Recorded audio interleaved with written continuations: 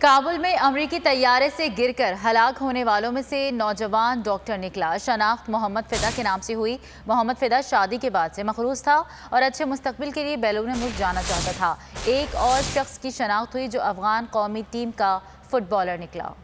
امریکی ہوائی جہاز سے گرنے والا ایک افغان ڈینٹل ڈاکٹر نکلا۔ 15 اگست طالبان کے افغانستان کے دارالحکومت کابل پر قبضے کے موقع پر کابل ہوائی اڈے پر المناک واقعہ پیش آیا، جس میں امریکہ کے ہوائی جہاز سے لٹک کر 3 افراد گر کر ہلاک ہوئے۔ عرب میڈیا کے مطابق طیارے کے ساتھ لٹک کر فرار ہونے کی کوشش کے دوران ہلاک ہونے والوں میں 20 سالہ ڈینٹل ڈاکٹر بھی تھا، جس کی شناخت محمد فدا کے نام سے کی گئی۔ ڈاکٹر محمد فدا کو جب پتہ چلا کہ طالبان کی آمد کے خطرے پر امریکہ افغان شہریوں کو بیرون ملک لے جانے میں مدد دے رہا ہے تو وہ صبح گھر سے ہسپتال جانے کے بجائے ہوائی اڈے آن پہنچا، جہاں اس کے ساتھ یہ المناک حادثہ پیش آیا۔ کابل ایئرپورٹ پر امریکی طیارے سے گر کر ہلاک ہونے والا دوسرا شخص افغان قومی ٹیم کا فٹ بالر ہے۔ قومی ملکی میڈیا کے مطابق آریانہ ذکی امریکی طیارے سے گر کر ہلاک ہوئے۔